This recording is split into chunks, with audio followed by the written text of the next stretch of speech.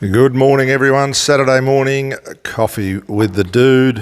I've got my double shot espresso. Corina's got her double shot espresso with a dash of almond milk and 2 artificial sweeteners. That's how she has it.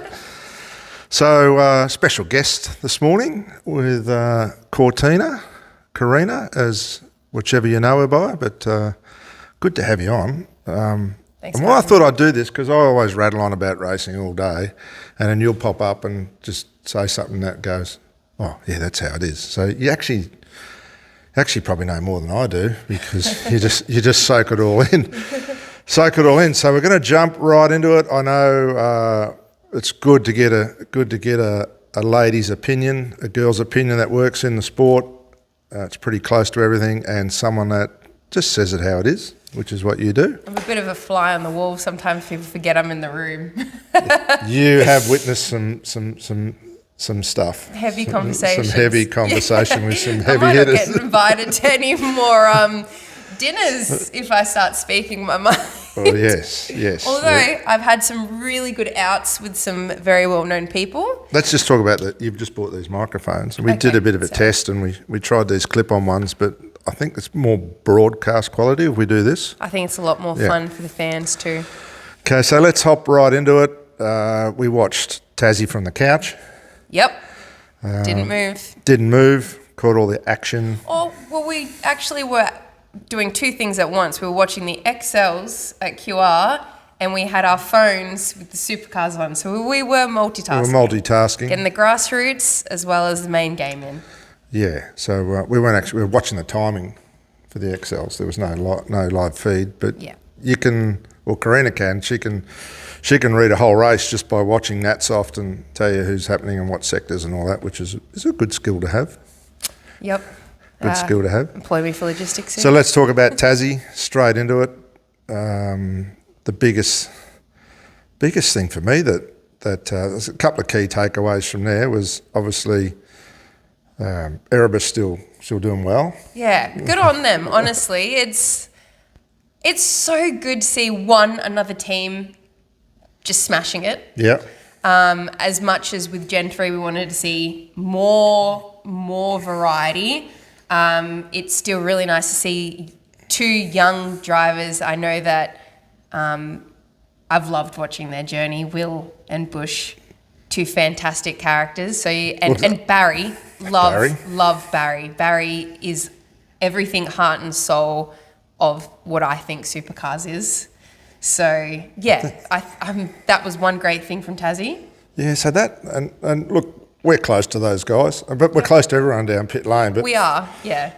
But for me, that team now has everything. It's got Betty and Daniel. Love them. Love Betty and Daniel so much. Great characters. Team owners. Then you got Barry Ryan, who's just an old school racer, gets himself into trouble because he says what he thinks too much. Yeah, but we want that. We want that. Who doesn't want that? Who doesn't want that? Yeah. And then you got this driver like Brody who we had a lot to do with Brody. He was basically didn't have a drive, was down on his lucks. What lived with us for 2 or 3 years. Yeah. And then Will. Rachel and Ben Eccleston and shout out to them too for I called them up and said, hey, you got to give this kid a drive. Ben's like, okay, and Brody went into that operation and helped them turn their team around. Pete Adderton, who you invited to meet Brody in an Adelaide round of Super 2. It's a cool thing because I said to Pete, hey, come and see this kid in Super 2. He's like, I took him over the Super 2 paddock and Pete's going, where's the driver? And I said, that's the guy under the car. Working on it. So if you know and Brody. That's how you want to see your driver too. So that relationship built. But anyway, a lot of people help Brody and he never forgets any of them. No. To get where he is. And then Barry's like, yep, we believe in this story as well. And he believed in Will Brown. So those guys, they deserve everything they got. It's not a fluke, it's a plan. They put their key things together. But the other thing, coming, it was just when? Well, it was coming. And then Boost rolls out the door and you know Pete, he likes to be opportunistic. I'd say he's probably, you know, they put a deal up. Pete's kicked him in the nuts and said it's not enough, and then then Coca-Cola turns up. Yep. And have an iconic brand too, and I know that's something that Betty really loves as well. So you couldn't get a better marriage. Well, you could see that happening at Bathurst, you know. Like I was there, they're floating around the wild card. Pete's there. But every time Barry was on TV, he had a Coke. Betty had a Coke in her hand. Like if you could see that starting to play out. It's fantastic. And let's be honest, if she wanted to, she doesn't need a sponsor, but she wants to make that team stack up and make people responsible. Exactly. And run it as a functioning enterprise, which is cool. But the fact that they bought their the new car is very controlled, and there's some things the teams can do. They can build their own chassis. Yep. And they invested in that. So all the things that they can control themselves. Yep. Barriers and the team there have taken control of themselves. So, you know, there's all those little things, and it could be as simple as just the way they've built their chassis. They're a little bit better than everyone else's. I reckon that could be a bit to do. 888 has done the same thing. I think their biggest thing, again, is the Bush factor. And as you said, Bush can get under the car. He can rip that thing apart and put it back together. And there's not many drivers down pit lane that could build their own car, or let alone, dare I say it, know what their tyre pressures are. Yeah, him and George is Bush's engineer, but they do have a great relationship. And when you've got a new car that no one knows anything about, that's the driver you want in the driver's seat. You want the driver that can pick apart the car, get in, feed back the data, talk about the mechanics, and that's why. And then obviously he's helping his teammate Will. They might throw it a different way with Will, and then come to the middle and work it out. And that's what those two guys are doing. Yeah, So Brody's an old school guy. He's got enough feedback and enough knowledge about the car where if we didn't have data on it, he would get the car to the front. Yep. It's just the way he was brought up, racing in America a lot, where they don't have data acquisition, driver feedback, and communication with your crew chief, your engineer is what makes the car go fast on the day. And I think every time they go to a track this year that no one else has been to before, Brody's going to have an advantage of tuning the car and knowing what he wants for it.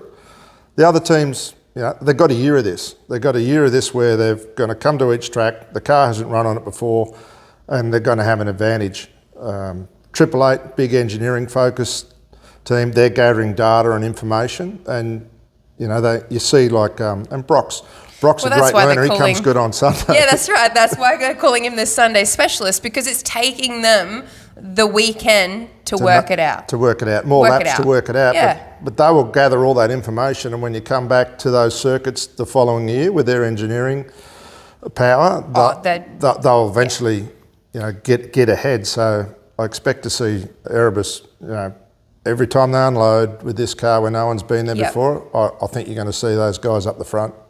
And it's exciting. It is exciting. We digressed a bit there from Tassie, but that was a standout. It is a standout, and I think people are probably going, how? What's making them? And if you look online, the fans are like, what is going on? Yeah. All right. Everyone's trying to work out what's going on. We're lucky. We get to be in pit lane. We are at Norwell. We get to talk to the drivers a lot. So we do know the backstories, all that kind of stuff that's not really getting told. So it is a good thing to point out and explain, I think, because as a fan, and I ask you questions all the time, we want to know. Yeah. So it's a good thing to talk about. That's good. What else from Tassie? Well... What do you think of the commentary? Well, man, we need to spice that up. I think we do, eh? We need to change up. Like, I vote, and I'm willing to start a petition. Matt Nolte. Matt Nolte has to be the best commentator, action, play-by-play caller we have in Australia. We lost Lee Diffie. Well, he's killing it overseas, and Matt Nolte's got that same trait. He's Lee Diffie-esque, isn't he? Yeah. He can call, he brings the excitement. Yep. It reminds me a lot of Lee when we first got Lee. Lee was a high school PE teacher who used to call motocross at the local track, and then I heard him do some commentary, and we were looking for someone to spice up the Super Touring commentary at the time, which was post-produced. And I said to Pete Adderton, we've got to give this guy a go. No one knew who he was. Yeah. And Pete fobbed me till I just put my balls on the line and said, put him in the booth. But people don't care because they want to see the racing, right? They want to know what's going on in the race. So we need... And we don't turn on the car racing to listen to a story. We turn on the car racing to see a car race. We want to... that's how we learn who the drivers are. That's how we learn what battles are going down. Yeah. So that's... I just think he identifies with the average person out there who just wants the race call, doesn't get over technical. He just looks what's on the TV and calls it. A little bit of backstory if he knows it to put a bit of sizzle on it, but doesn't get tied up in all that. And he knows the drivers. He knows the sport. He knows the sport. So yeah, we'd like to see that. Yeah.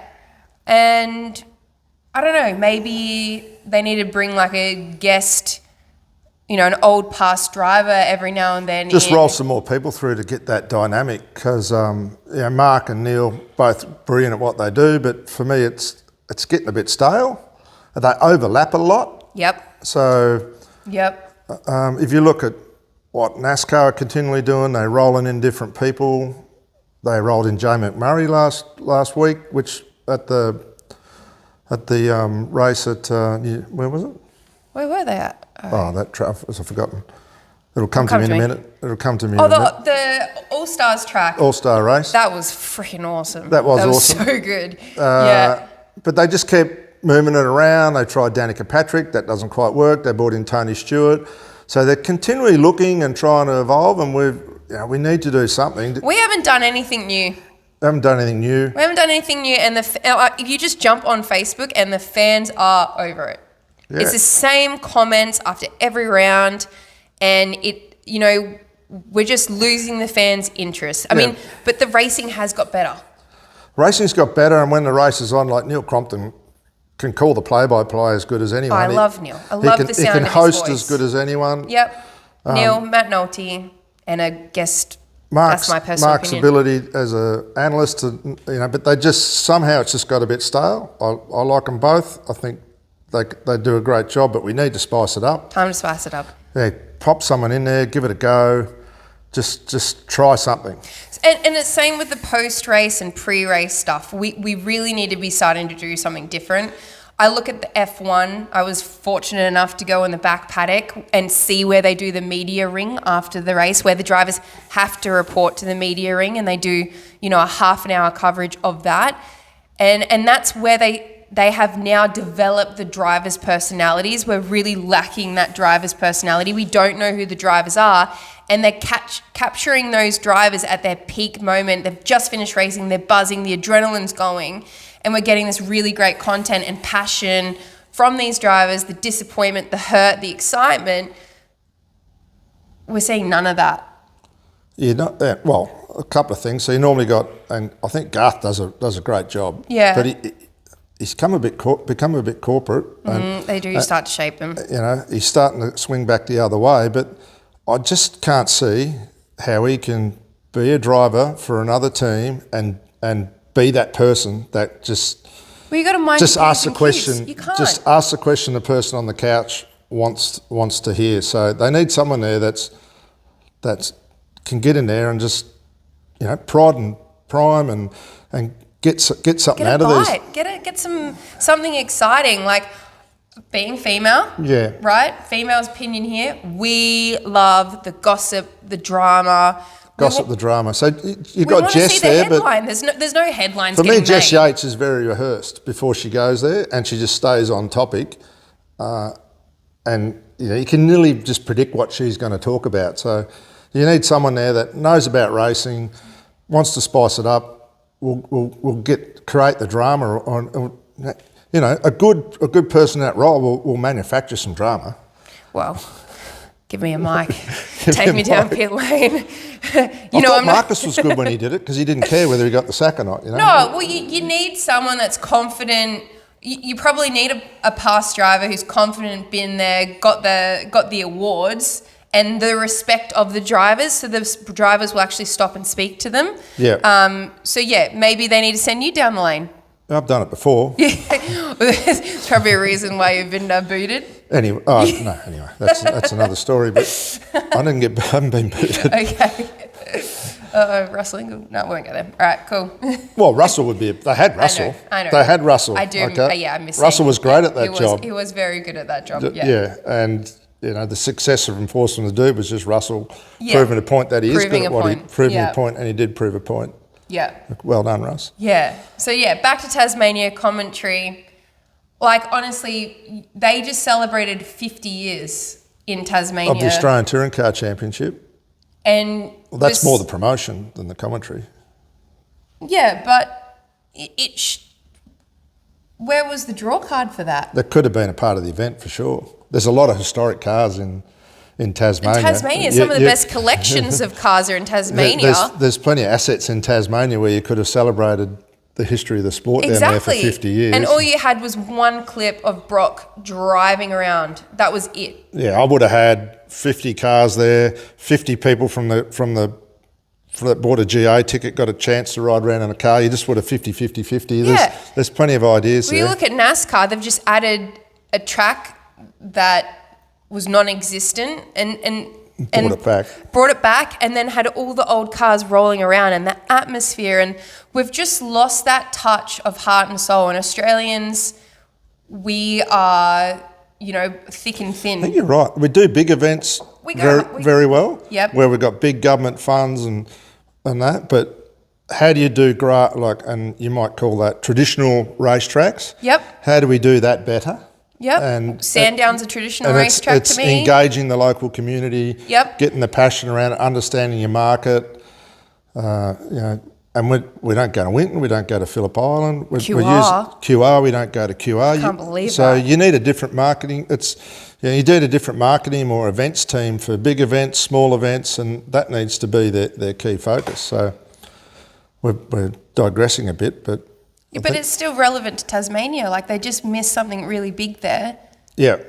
And it's like, we're going to Tasmania, the government's going to get us some dough, let's get on the boat, turn up and let's piss off. It's just...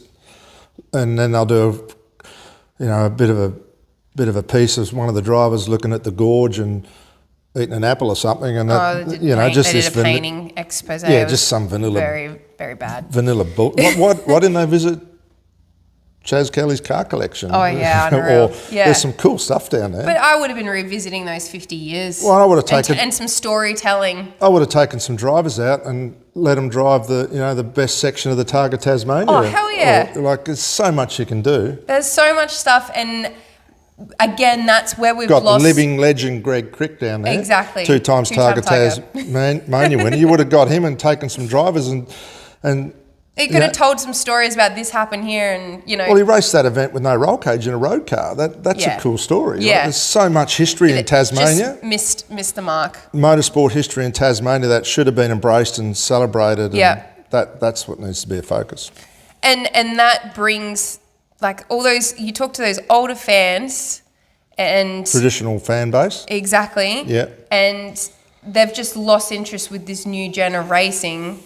Because it feels like they've just put all that aside and just completely forgotten about it, and they're trying to create, I don't know what they're trying to create, but I just don't think it's gelling with the fans. Yeah. I just don't think it is. I mean, you and I, well, me personally, I know I'm super invested because I get to see these drivers develop. I get to meet them, and I'm talking about the younger drivers, obviously. I mean, we've had a fair few of the older drivers at Norwell lately, but I get to see these journeys, but none of the fans are seeing that, and we're just seeing people switch off. So it's time for a major switch up, and Supercars need to have a hard look on their face of how they're going to do that. Well, I don't think there's anyone in that organisation that can see that. I don't think that person exists. Yeah. Well, yeah. What else from Tasmania? Well, racing up front was pretty good. Oh yeah. That Shane and Brody racing this year is going to be so much fun. Yeah, so I look at that, and that car obviously is difficult to drive, okay? Yep. So most guys can drive it. not many can race it.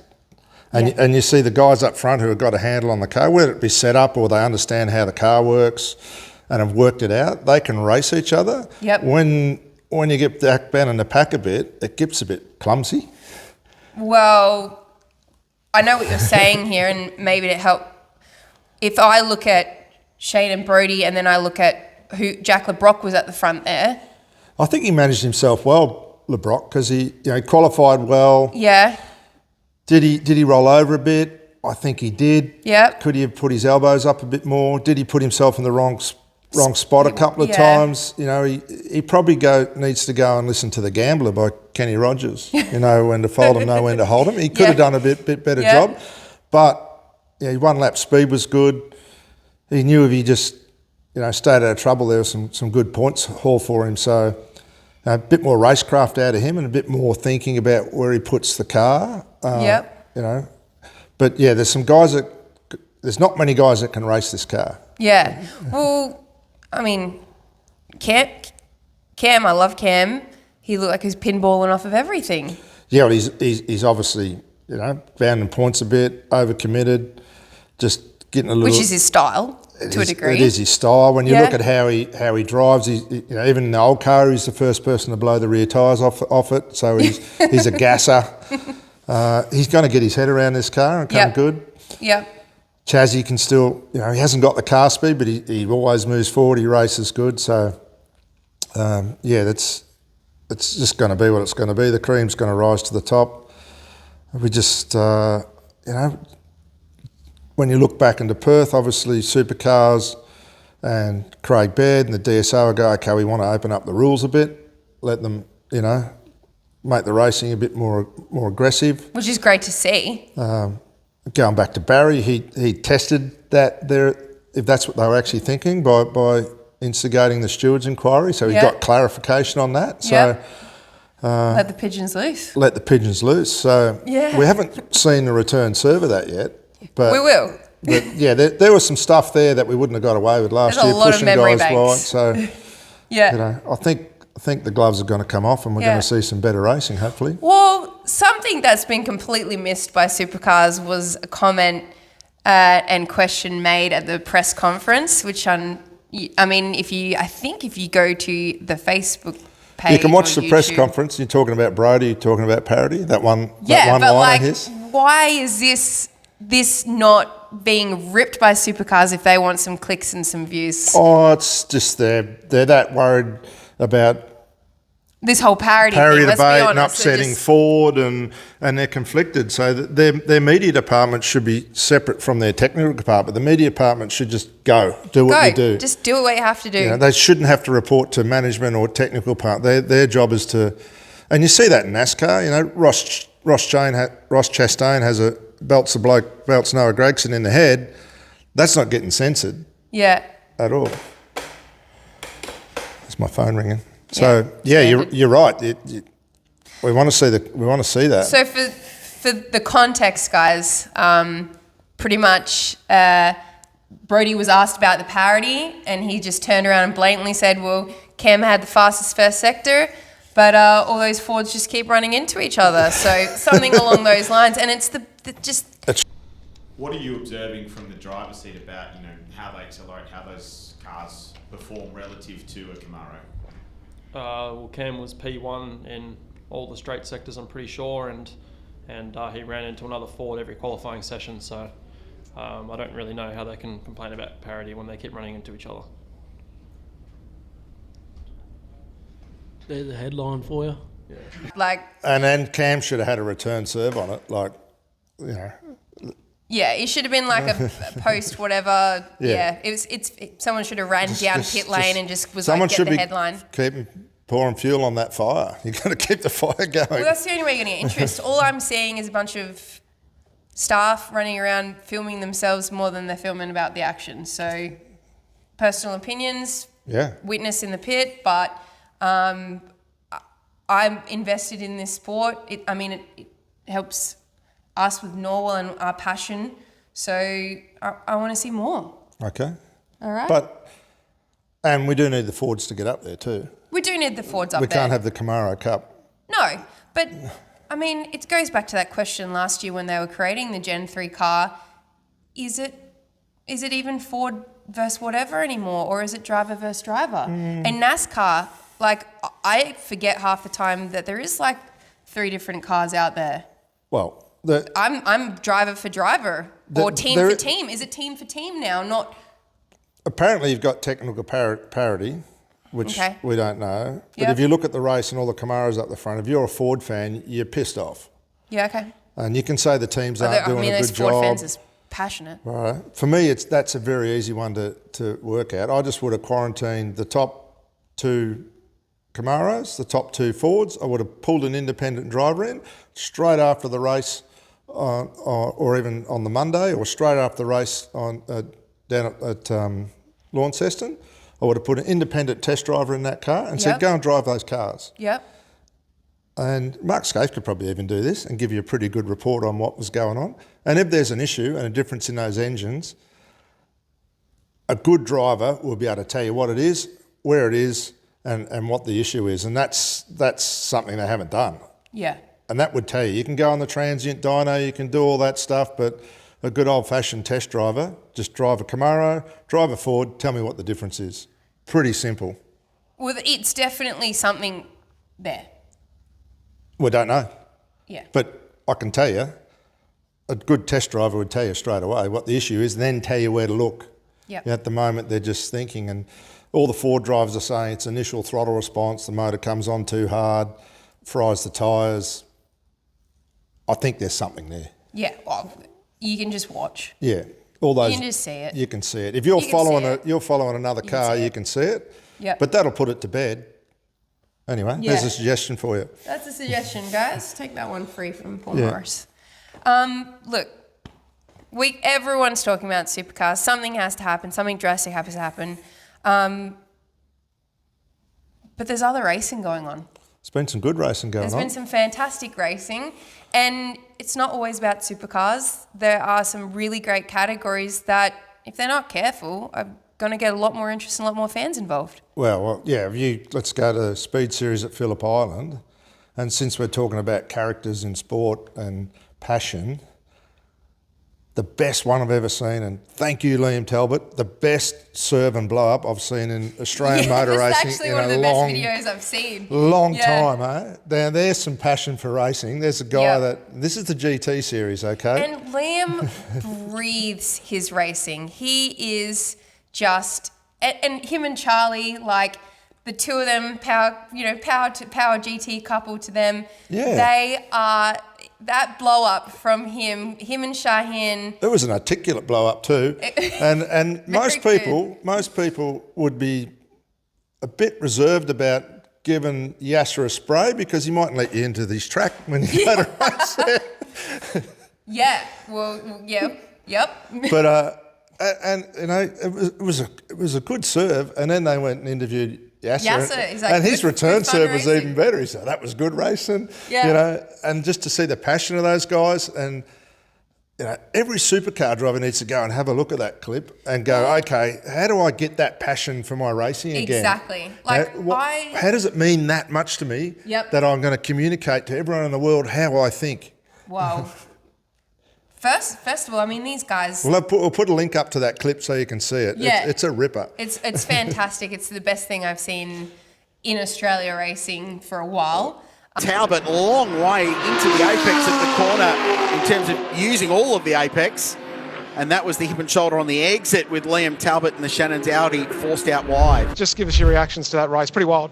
Yeah, I mean, people don't care about other drivers on the track, and it's a non-contact sport, and, you know, not only having the contact at MG, which was so unnecessary and obviously compromised my car, and then he pushes me off track. That's not racing, that's just desperation, and it's bad sportsmanship. We saw it yesterday with the safety car restart. He balked the field, almost caused a massive crash, and now he's done this, you know.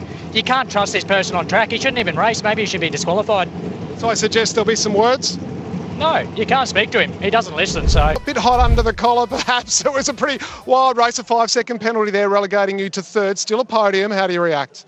Yeah, I'm thrilled. We came from the back foot after yesterday's penalty, but I thought we did a great job, and I thought I finished what I felt. The car was awesome. Had an absolute ball out there, so wouldn't swap it for anything. And for me, I mean, these GT drivers, these are their own cars. These are their own teams. These are the, you know... Yeah, they're paid to drive. Yeah, that's right. So they are, but it means a lot to them, okay? So... Well, they're guys that they didn't do it when they were younger. They didn't... Yeah, they're gentleman racers. The gentleman racers. They've done well, successful in their careers, and now they're going away. They're now being race car drivers. Yeah, but it's like, hey, I go to work and I work hard so I can go racing. And if anyone messes with my racing, you better watch out. But that's what car racing in Australia started with Bob Jane, all those guys. That's how it started. That's how it all started, for sure. And you're always going to have that element. Even in the professional ranks, you're going to have that element. So. And these guys are so passionate. I got to say, I know more GT drivers than I do supercar drivers to a degree. You've got a good story there in GT, haven't you? And because... Two royal princes, yep. a porn star. Oh, gosh, yes. You know, independently wealthy. You've got all these different characters there. Now they're flamboyant as hell. Guys that don't care. It's got it all. It's got it all. It needs its own TV series. I mean, they are doing a TV series, which we need to touch on this in a second. Yep. Because you've been asked to be interviewed in this TV series. Yep. But there needs to the family stories, the dynamics of this GT field is just so much fun. And there's crap going on up and down, left and right of the field. There's hundreds and thousands of dollars just getting torn up and good racing happening. There's some really great amateur driver racing, as well as when they get the pros in and they're doing the 12 hours and all that kind of stuff, like Kenny Bull. Fantastic entertainment, probably the best. Imagine following Kenny Bull around for a race you actually weekend. Probably couldn't. The story we're going to touch on in a second, but a lot of fun stuff. Someone get a bloody YouTube channel, TV down there. It's phenomenal. Maybe we need to go do it ourselves, but yeah, it's fantastic racing and great personalities.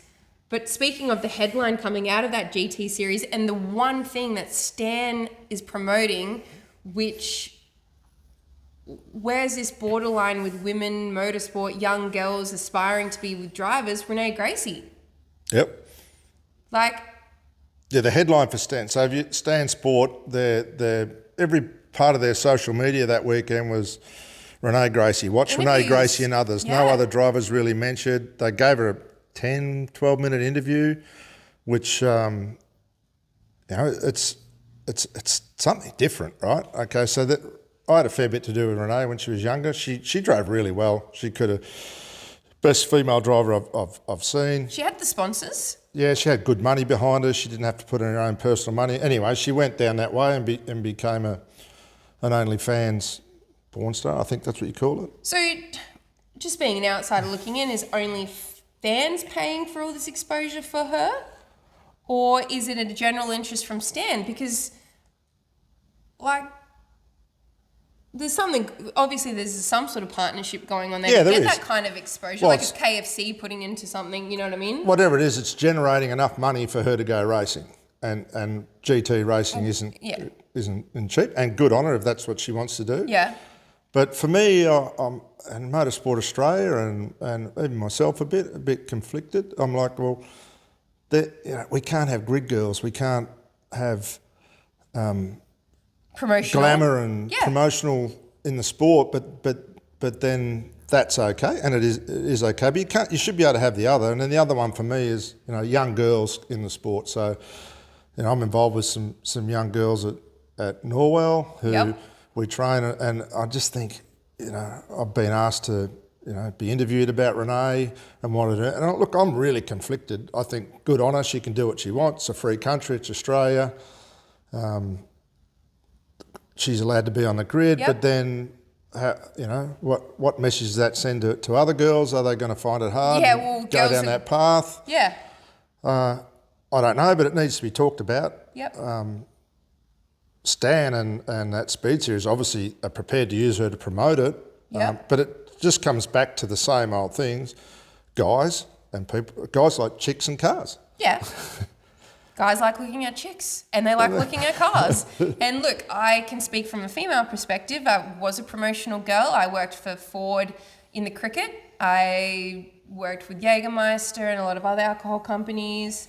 I was a Gold Coast meter maid. Yep. So, and I walked around just in a gold bikini with a sash and a hat, and heels. So I know the attention that draws. I know how I was approached, how I was talked to. And to be honest, males were way more respective than girls, females walking past me. Nasty girls that are jealous. Nasty women, Yeah, yes. you see that a lot, don't Yeah, they? The death stares. Yeah, the comments passing, always when they've got their back turned to you. But how do I look at it? I personally would never go down that avenue. Fans only, porn, not me. Would I want to encourage other females to go down that avenue? Whatever, like I've got some female friends that they do flip some tricks on the side, and that's how they get to have their nice cars, their houses, and they're really content. They get their nice clothes and all that kind of stuff. So all to the power of someone that has confidence within themselves and can be comfortable with their lifestyle, right? And then you've got girls like me that have, because of what we learnt through promotions, we had to learn about products and what we were endorsing and all that. We were representative of a brand. A brand ambassador. Exactly, brand ambassador. In a bikini. In a bikini. Hey, you use it if you got it, which Renee is. Got something. And, like Rihanna Cren, there's all those other girls down pit lane that have been given avenues from the glamour and all that stuff. So why can we say yes to this, but we've killed... Well, it's not the fans saying. I think it's just corporate Australia. No, that's what I'm saying. Why can corporate... And governing bodies just going, we're going to do this. But they can't have both. One or two. You got to have everything. Yeah.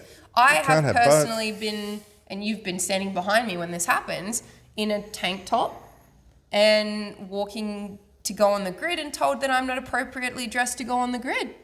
Yeah, which is... Yeah. Promotional girls walking straight past me in half the clothing. Half the clothing, yeah. Like a monster girl or something. But anyway. Yeah. But it's a conflicting thing, sending a lot of different messages and... Yeah, and I don't just talk about grid girls, promotional stuff or whatever. Look, let's talk about Sue Feeney. Yeah. Brock Feeney wouldn't exist if there wasn't grid girls. Exactly. That's right. That's where Paul Feeney met Sue. Yeah. So I've met a lot of these guys. A lot of those guys would never have a girlfriend if they didn't have those girls walking around the pit. Dave Reynolds, Chazzy. Yep. That's how they met their partners, and the girls know a lot about the sport. Yep. They're a great part of the sporting culture of motor racing, and they shouldn't. But Pete Adden brought them back for the Boost Mobile 500. Well, Pete Adden know what the people want. He knows what the people want. He loves a headline. He loves to stir the trouble, and he knows that it's good to be loved and hated. If I was Supercars, I'd be bringing him in as a special consultant, because he'd just go, give me some of your ideas and show us how to action them. Because if you want a great event to come to, put the Gold Coast event on your bucket list, because the party's coming back. The party is coming. I've heard some of the stuff he's chucking, and woo! Some of the stuff he's got planned for this year should be pretty cool. Yeah, it's always going to be cool if Adden's involved. So let's talk about the other racing on the Speed Series. Obviously, Trans Am was a cracker race. Yeah, well, I can speak about this because I was at home. You're at home? I was at home. And I'm a huge fan of Trans Am. When I first met Paul, we went to a test day, and there was every car at the QR track going around doing laps. And out of all the cars, I said, what's that car over there? And it was a Trans Am. I said, that looks like a race car. It does. Fast forward, this year, it's on TV finally. Like, we've got the Trans Am series going around with the Speed Series. Tasmania was amazing. I was watching it, edge on the seat, Benny Grice up the front. And then Phillip Island. Look at the names.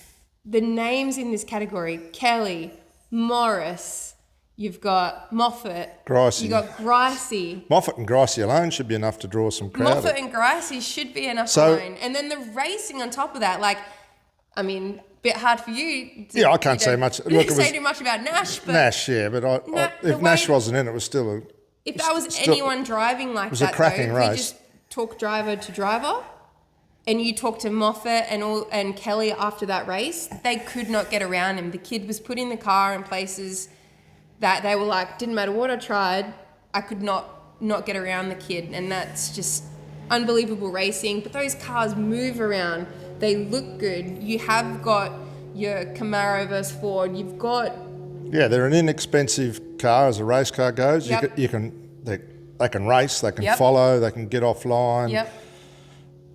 They can have contact without blowing the budget. Yep. Like Nash's car came back from that thing with basically no rear bumper on it, and it's a $400 or $500 fix. Jeez, that's pretty good. If that was a supercar, it'd be, $8,000 or $9,000.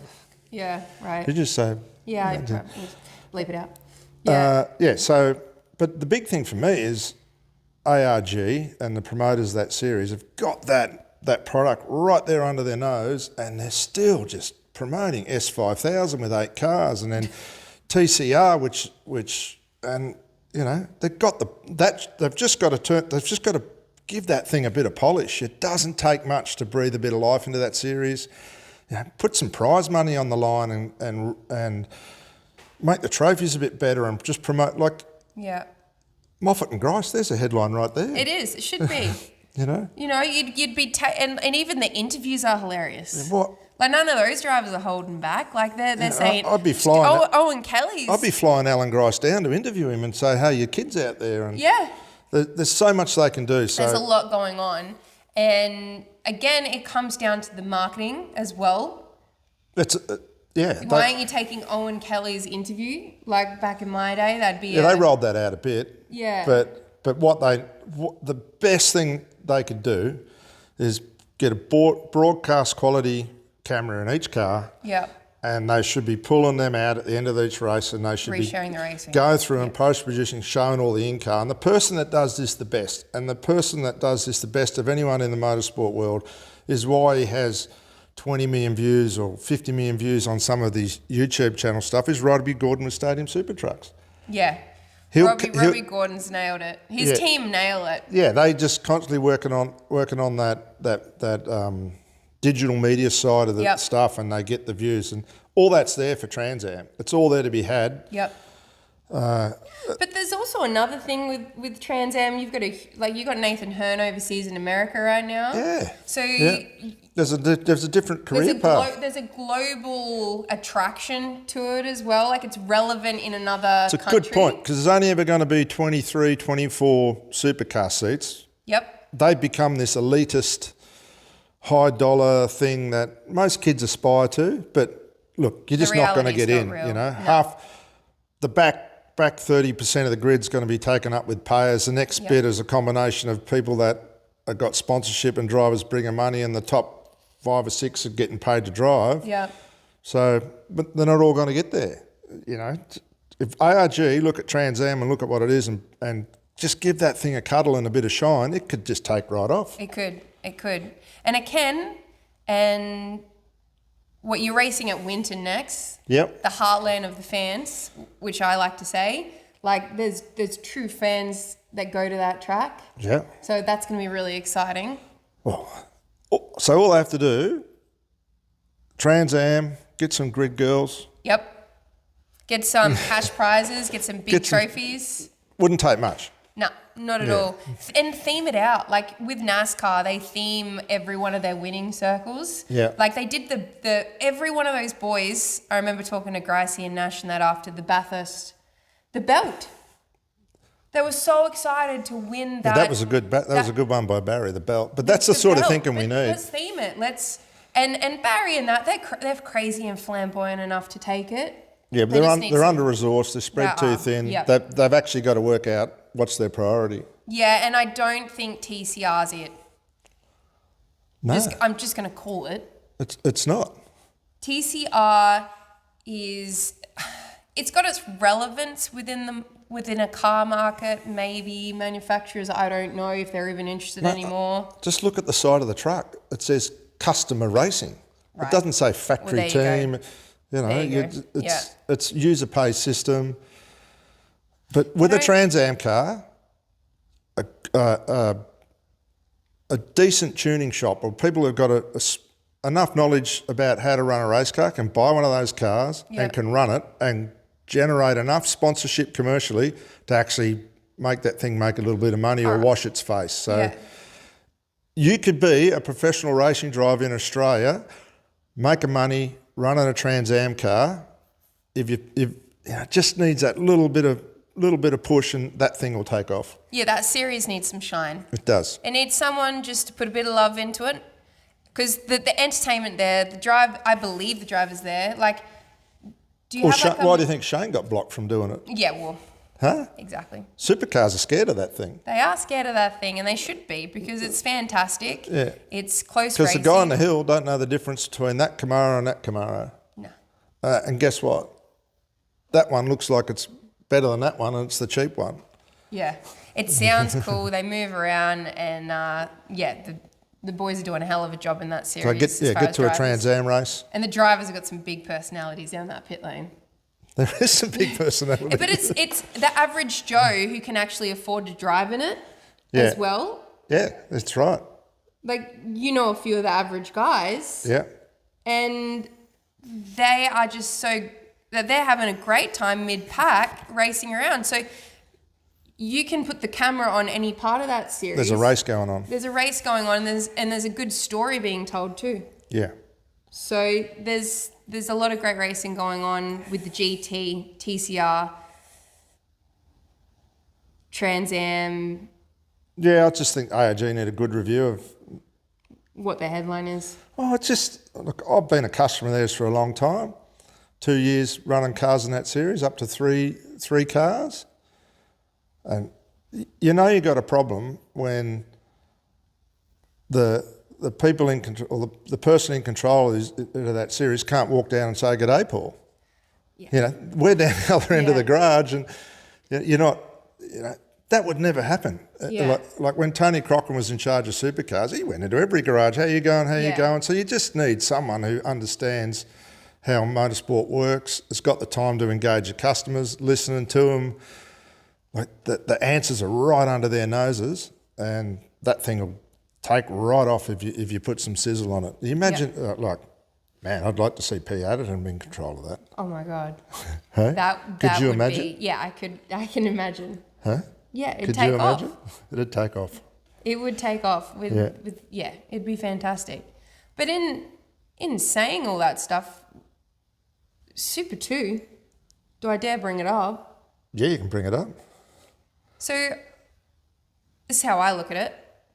You've just taken a car that's not relevant at all anymore to Super 2 Series. You've gone from a team of 20 to 40 running it to some teams like, obviously I can speak for our team, 5 people running it. Yeah. So you've taken 20 people to 5 people trying to run it, where the setups and all that they used to drive on, you had the soft tires, all that kind of stuff. And now we're on hard tires, we're going to tracks, we're a 4 team trying to run what used to take 20 people to run. I think we're trying to say it's a super complicated car, and it's if you're a small team without massive resources, it's a struggle. But the car's not relevant. Like, they just stripped all the aero. They've done all these modifications to the Gen 3 car. Should we have not just kept the cars that were already racing in Super 2? It's a pretty similar car underneath, apart from the aero and that. But if you've got a car that's been developed by each main game team to just operate in this small window, really, really technical in its setups and how things work, and the engineering power needed to make one of those cars work, and the technique to drive it. It's going to be, if you haven't got a real good strong link with a main game team and real access to their engineering capability, you're going to struggle. But that's always been a bit like that with Super 2, and there's plenty of people lining up to do it. So it's but I wonder how much relevance it's going to have if you look at the driving technique and of the old car, because this should be the biggest pointer to this. all the people in Gen 3, all the teams that are just doing well have just completely forgotten about the old car. The drivers, the engineers, you've got to get the old car out of your head. So Yeah. you've got to notice this, and it's already happening. If you're doing Super 2, I don't think there's any driver that's doing Super 2 and driving in the main race. No. All right? And the reason is the cars are that different, you just will not adapt. Yeah. I feel for every kid in Super 2 right now for a couple of reasons. Not every kid. Well, a lot of them. Woody's going pretty good. Oh, yeah, but Zach- no one Zach- knows that category exists. Yeah, the people in it do. It's people in it. not about that, really. They've never really promoted it or done anything. And then it's there. It's what the teams look at. You've got to do well in it to get recognised by the teams. And the cars don't really have relevance to what they're racing. The teams go, oh, yeah, but it's where we look for the next drivers. But you want to get in and out of that thing as quickly as possible. And, the teams needed to sell off all those cars and They found a keep place. that as an income stream. Someone like BGR run a car, Walkinshaws are running cars. They're going to realise what assets they got. But you won't want to be hanging around in that thing too long. No. And it won't be relevant. What? Yeah. And the thing I can't name a driver that's doing Super 2 that's got to drive in the main race. I've got to think about that for a moment too. I can't really pinpoint. Because a lot of the guys that were in it last year just went, they knew this was coming. Oh, let's go and do something else. Well, Zach Best is still there. I kind of feel for the kid. Zach is, sorry. Yeah, I felt like he should have been in the main Sorry, game. he is in the main. He's driving for Tickford. So there's one. I've missed one. Yeah, like Jaden Ojeda, who was in Super 2 the other year, he's got a main game drive as a co-driver this year, but he ain't doing Super 2. GT. Yeah. He did a good job, and good on you, Juice. On your I GT love Juice Ojeda. He's a good character, isn't he? He's a great character. He just doesn't... Does his thing. Yeah, he just does... Resilient. Yeah. Yeah, I'd like to see him do well. I mean, we were fortunate enough when we had Super 3, him and Brock just tit for tat, tit for tat. It was awesome, he was the guy. awesome. He was actually won way more races than us and was quicker and had way more experience, and he missed out on the champion just because of basically we points raced him to the end and exactly. and we were more consistent. But he's a ripper kid and didn't do Super 2 this year, but is co-driving. Yeah, keep an eye on him at Bathurst and the Enduros this year. If you're a main game team owner with a old driver that's annoying you, I'd be looking at the juice. Yeah, look at the juice. Did Aaron Seaton get another drive again? No. No? No. Okay. I'm just trying to think of anyone else. It will be hard to do both those cars on the same weekend. If you've got a... Oh, Perkins. Yeah, Jack is. Jack is current. He's decided to jump. But he, out of everyone in Super 2, already has a bit of experience in those cars. Yeah, and that's a good one for Jack because Erebus got the car. Jack's capable of preparing himself. It's not costing him a lot of money. Yeah. Would double duty screw him on I think he's going to struggle. I think. Do you reckon he would do double duties that weekend? I Surely wouldn't. not. I'd be parking it up. Yeah. Yeah. That's one thing to watch. There's an interesting one for Yeah, you. I think that the difference in those two cars around Bathurst, you don't want to be jumping from one to the other. Yeah. So, talking about sport categories. Yep. I'm really excited for the 86s to come back. Yep. I love grassroots racing. I think there's a lot of great stories and drivers coming out of that. Yep. I think that's something, if people enjoyed what we've done today. It was 52 minutes of it so far. Better wrap it up.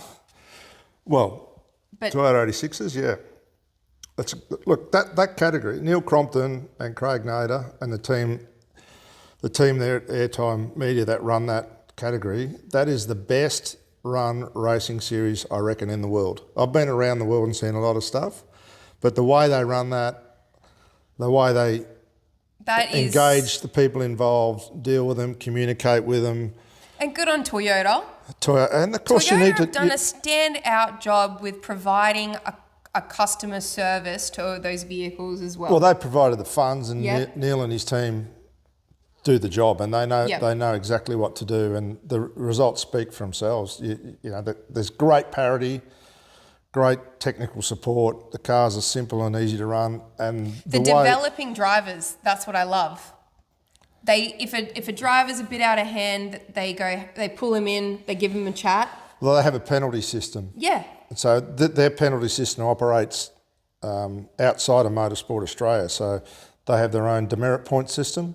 If you rack a few of them up, you're going home, and they do send people home, and it makes people accountable. It does, but it keeps the racing good. You don't just have a guy wrecking everyone and everyone's just getting shitty with him race after race. You're earning your place to be racing in that category, and that's helping develop drivers. And they have, It also helps, and a lot of it, yes, a lot of it's the parents or the people involved getting too emotional too. So it actually helps put them in check as well. Yeah, exactly. You don't run your mouth down 86 pit lane, that's for sure, because everyone. But if a kid comes back, he's been put in the wall by a muck-up, every person is running to that car and helping out. Like, there's such a great... If you're at Townsville, that's the first round they'll be at, come down pit lane and... There you go. If Craig Nader, who runs the Toyota 86 series, ran the Trans Am series, Supercars would be in trouble. Yeah.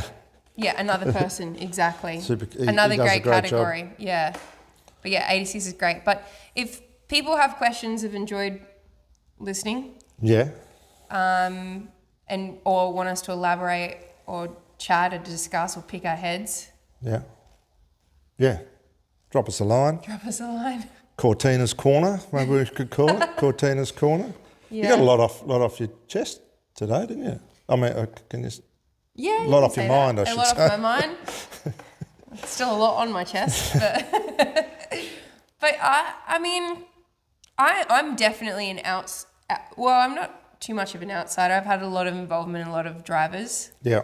And what we do at Norwell, I feel like we've become a motorsport home for people. Yeah, to fair come bit to do with... Because Corina's actually a personal trainer as well, so she's trained a lot of the drivers. Yeah, so... but yeah, we love the sport. And we Okay. want to make racing great again. Make racing great again. So that'll do us. Yep. What else is on the cards? Last night of Archerfield Speedway coming up. Oh, God, that's going to hurt. That's going to hurt. We need to bring the camera down and the mics down to speak about that one. Let's do that. Let's do it. Okay. Well, we'll see you next Saturday, hopefully, for Cortina and the Dude. We'll work out Coffee something. with Cortina, something like that. Okay. See ya. See you guys.